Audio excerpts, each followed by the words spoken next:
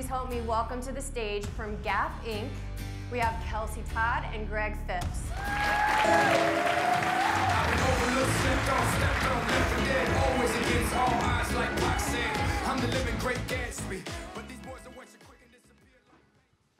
Hey everyone, my name is Kelsey Todd, and I lead the Web Analytics and Tag Management group at Gap Inc. Everyone, Greg Phipps. I lead a team called Digital Performance and Growth. We're a team that is rapidly conducting tests on our website using and changing customer experiences. So before we begin, quickly, just a huge thanks for Sydney for hosting us and Tealium for inviting us. This is both our first time here, and it's been such a pleasure to be here. I will say, since it is my first time here, I did Google cool things to do in Australia, and I got things like see the Great Barrier Reef with a prawn buffet.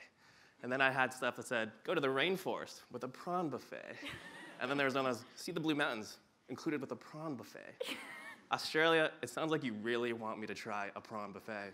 So I will make that happen next Friday in Cairns. OK, so what we're here to do is we're going to explain how Gap Inc. and Tealium, well, mostly how Tealium helped us through to get to a place where we wanted in order to do really cool things on the website. And so we're calling it our data maturity journey, but it really is a partnership and so much more.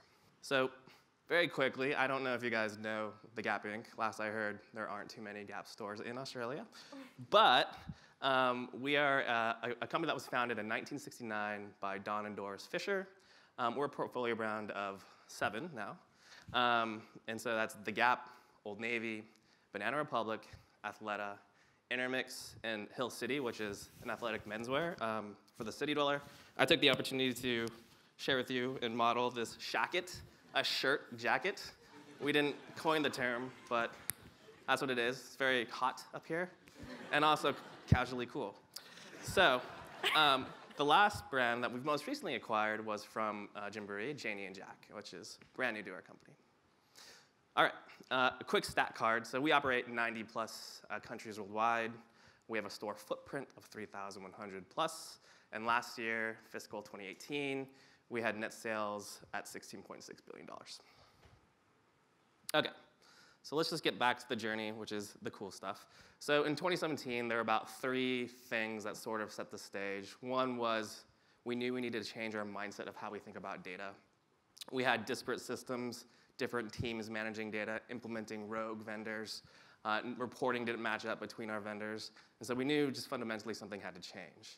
In addition to that, our leadership had renewed focus on our customer, which meant that we had opportunity to invest and explore in new technologies such as Tealium. And the third thing is the catalyst, which I will get into in just a moment here. So we'll move on. So this is us. This is how we operate. So there's a bald person with glasses, and there's a bald person without glasses. Kelsey, which one are you? Whichever one's the smarter one, clearly. Right, she is. Yep. So we sit in the center, and we have all the brands ask us for certain things, and we have different specialties, obviously. And it's our job to prioritize and execute that. And oftentimes, the brand's requests are different, wildly different. But then, on one rare occasion, this next slide, expletives, they all requested one thing, which was personalization. All of those brands have been told that personalization is going to give you truckloads of cash, so you better get it right. So they were requesting it from us, and we knew we had a giant problem because we have never been able to successfully, at scale, personalize and have it be incredibly complex. So that was where our journey started. That was the catalyst. And then we have personalization. And what the hell is that, right? It's a unicorn in the golden land of rainbows. Like I said, salespeople try to promise, like, if you buy this, you're going to have so much money coming out your ears everywhere. And so to us, just to level set, we define personalization as actionable data that can change a customer's experience that would have otherwise been the default experience. Very simple, but it can change depending on who you ask. That's how we level set it. So it sounds easy, right? Nope. It's incredibly hard. You can see where you want to go, but you always take the hit. And just to pause here on this slide, this is a slide near and dear to my heart. When I first met all of the Tealium executives in all the C-levels, it was at their office, and they have a beautiful conference room, which is all glass. and washed. And the very first time I met them, I actually performed this incredible action, and everyone laughed. Little did they know, 4 months later, they asked me to present in front of you guys. So who's laughing now, Tealium? Yeah? All right. OK, so why is it hard? It's hard because there's disparate data, like I said. Teams are managing their own silos, and getting all that together and actually making actionable is really slow. In fact, for us, it was 2 to 4 weeks. It's also hard because of the orchestration of managing channels and dealing with other teams organizationally was a challenge. It took a village, right? You have the marketing teams who are specialized in email. You have the marketing teams who are specialized in direct mail. You have the marketing teams who are specialized on the site. And getting them all together and getting all that data organized was hard. And organizationally, we just did not have a team that could do those sorts of things. And then fundamentally, as you personalize, it takes tons and tons of content management. Not only do you have to create new content, you have to figure out how you manage it and deploy it in certain areas of the website. So we knew fundamentally that we had plenty of technology holes. And so Tealium played a big role in help delivering and creating those signals that we can action on. OK, so how are we going to get there? The brands have all asked for personalization. How are we going to deliver it? And how are we going to deliver it at scale across all of those 7 brands that Greg talked about? In order to get there, we really felt like we had to go back to the basics. And we thought about the basics in 3 major phases. So the first phase was really focused on data governance. Data governance is absolutely foundational to any organization that cares about analytics, that cares about data in general. It's absolutely critical to personalization. In order to be able to personalize, you need to have accurate data about your customers. The second focus area was around a confidence and customer identification. In order to invest in a technology like this, you really need to have a high degree of confidence in your ability to identify your customers and to identify them across all of their devices. And the third area for us was really focused on the ability to take action. So you have clean, governed data. You have a confidence in customer ID. It's not enough if you don't have the pieces in place to do something with that data. So this is really about showing up wherever your customers are. For us, it's creating that omni-channel experience both in our stores and online and any marketing channel that they show up on. So before personalization could become a reality for us, we really had to focus a lot of time and energy on that first focus area of data governance. And this is where Tealium IQ came into the picture to help. So if we take a look at the beginning of our journey with Tealium, we go back to 2017 when we first implemented.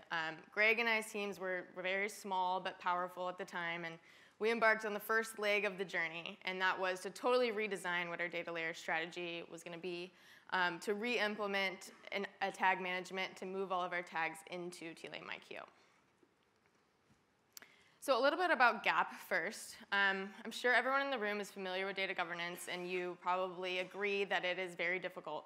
It's very difficult for any organization in any industry, no matter the size of that organization. But for us, we feel like there's an added layer of even more complexity, and a lot of that has to do with our shared e-commerce platform. So if you've ever shopped on our website, you'll notice you can shop any of our brands in a single session. You can add all the brands to a single shopping bag, check out in a single process. This is awesome for our customers. This is awesome for moving customers across brands and creating more customers. But for someone who manages tag management, like myself, it is a nightmare. It's very difficult. It can get very messy very quickly. And in 2017, this was us. We were a mess. We had a ton of maturing to do. And so with Tealium, we embarked on the first leg of the journey here to completely overhaul our tagging strategy. So we started with taking inventory. What did we have? What tags were present? At the time, a lot of our tags were hard-coded on the site. So just getting an understanding of what was there and why it was there and who owned it was a big feat. So now we have an inventory, and we're able to start prioritizing. So this is really doing vendor assessments, compliance exercises, things like that. Now that we have a prioritized list, we can start to see the data commonalities across all of our vendors, and this really helped us develop our data layer strategy. Then, with that strategy in place, we finally start to migrate to Tealium IQ. And like I said, we had many tags previously hard-coded, so this was a big process. A lot of code cleanup, a lot of code consolidation, performance assessments, et cetera. And now, because we're Gap, we repeat everything 7 times across all of our brands and 6 times across all of our global domains. And at this point, my team really realized that this is not just a process. It really is a cycle, and it needs to be repeatable. Our vendors and our marketing partners are constantly changing, and our site is constantly releasing new functionality, which inherently changes what our data layer strategy needs to be, sometimes overnight. And so we really needed to put a process in place that was repeatable. So in my opinion, one of the most valuable things that we did at this point was creating a governed tag and data layer variable and event request process that was repeatable and scalable across all of our partners, and was finally governed within a central team. Great. So let's talk about confidence in customer identification. And that's where Tealium stitching has really helped us. And if you're not confidently identifying someone, you're not really personalizing. Also, your reporting is probably not that great. So this is something that we should really be focused on. And thanks to Kelsey, data was groomed with the data layer. So I think everyone was rejoicing in the hallways, specifically the data scientists. So now that their predictive models are much more strong and accurate, we felt that we finally had the right data events and we could map it to the right people. And now it should just come down to execution. So on the next slide here, what we experienced is our data scientist teams and our data attribution teams have been sitting on lots and lots and lots of data. We have a handful or so of predictive models that are in use today, and then we have a handful of attributes about our customers, both online, offline, and in our stores. And utilizing the offline channel upload method for Tealium, normally before we use that, it would take 2 weeks to actually do actionable things on the website. Even our IDs that we use to identify folks on the website started to become stale. So what we did is we uploaded it to Tealium OnStream. And what we found is that we could make that data actionable, at least on across devices, within 1 or 2 page views. And through many, many tests that my team performed, eventually we were able to find some pretty killer results. And so the title here is Stitches So Riches, and we definitely believe that's to be true. Okay, so now that the data has been governed, data is clean, we're confident in identity, it's time to actually deliver an experience, right? And so let's bring this all back together.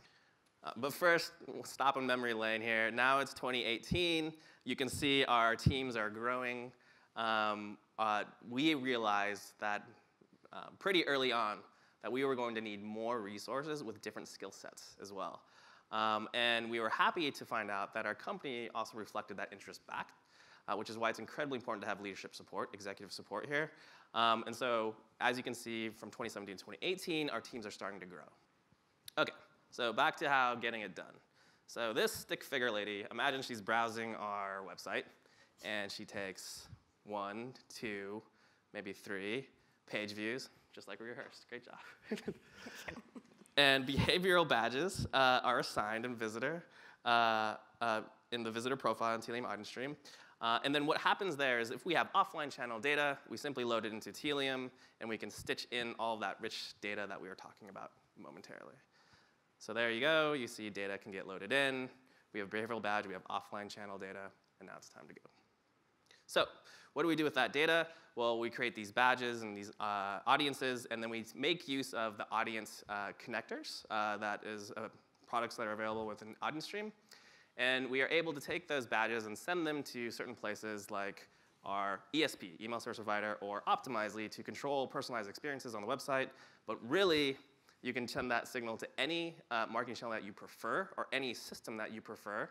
And you can keep it harmonized, and you can be orchestrated, and you can keep it consistent across all channels. Okay, so how does all this personalization magic show up to our customers?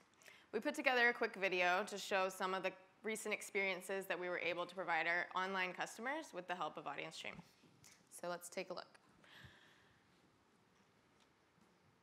Okay, when a customer first lands on our website, many times they're unknown to us. So we will show default content, which usually features multiple divisions because we're not sure who that customer is. But as they navigate through the site, we start to learn a little bit more about them.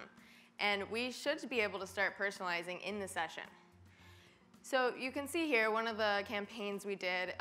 When someone would go to a maternity division page, we prompted her for her maternity due date. And if she provided it to us, then we are able to badge her as a maternity shopper. And we can start to personalize her experience on the very next page view. So you'll see here, when she goes to the next page, we have product recommendations in the maternity division. And then as she goes back to the home page, you'll see the content's changed. And so we'll start to feature maternity content immediately on that page view.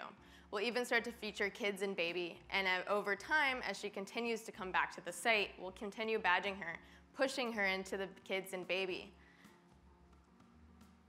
Because we know those are really high performing for us. So we also dabbled in landing page optimization. So this is an email. And if you click through the email, normally you land on our home page or a category page. But with Tealium, we created some 14-day badges of people we identified close to the funnel.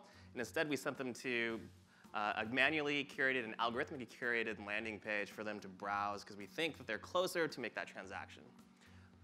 Been tested multiple times, performing pretty well.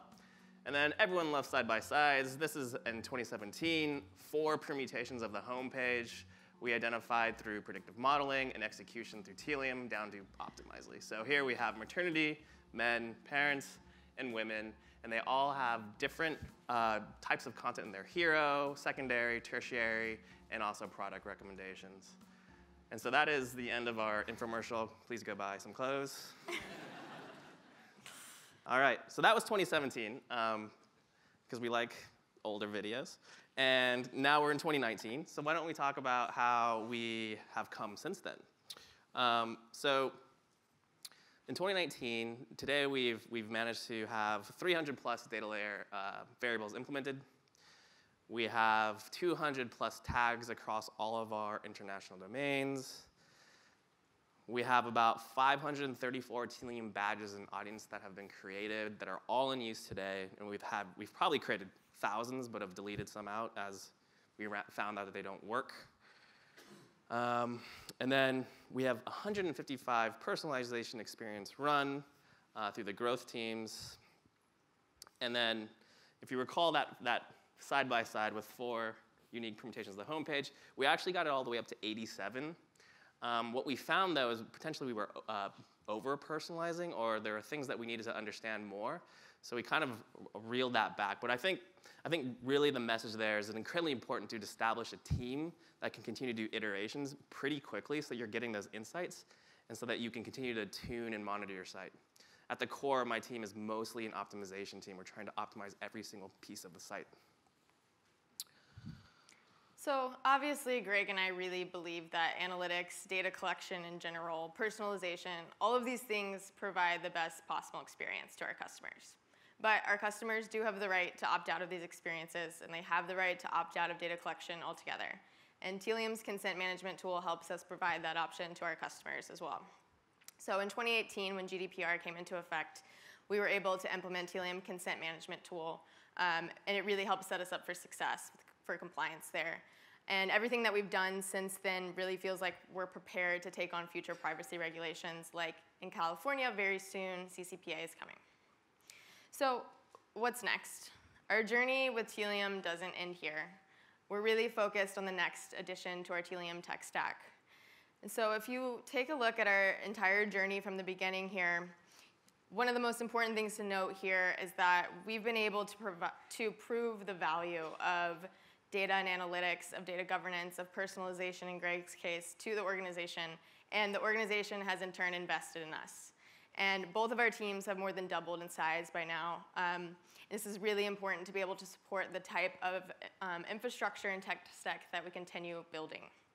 So in 2019, we're focused on the next addition, like I said, which is Event Stream. We see Event Stream helping us in 3 major ways. The first is real-time event-level streaming to our data platform. Event Stream will play a major role in our single view of the customer of our new data platform, which we're currently building. The second is really going to help us unify our digital properties and our data layer strategy even further by migrating our native app SDKs into Tealium as well. And the third is really about reducing the burden on the site by reducing the client-side tags. So we've started assessing every vendor. We've even started moving some of our tags from a client-side implementation to a server-side implementation.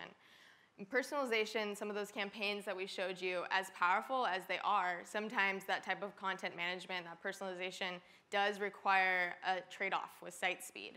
And so we're trying to do as much as we can to mitigate some of that risk, and moving tags to a server-side implementation is part of that. All right, so bringing it back home, we've grown a lot. I think it's worth reflecting on why we're here and how we got there. So 3 things really started this. It was a shift in the mindset. It was executive leadership support. And it was a problem to solve, which is often the catalyst, which for us, we believe very firmly it was personalization. And then the 3 things that we accomplished was creating a data governance team, incredibly important to actually get anything off the ground. Being confident in our data set, so confidence in identity, and then finally installing all of the right technologies for the ability to take real action on our customers. And so for you, because, well, for me, and probably for many of you, what you'll find is that your teams are going to need to grow, and you're going to need to have different types of skill sets. So that's it. So we made it. We are the first ones ever to discover personalization. Yeah. And actually, I mean, that's a little bit false, because actually what we think is we probably did something more a little bit like this. We probably created a dog in a unicorn costume, because Kelsey and I are not foolish to believe that we don't have anything else to learn. There's still so much more to learn. So we'll take this dog any day of the week. Thank you. Thank you.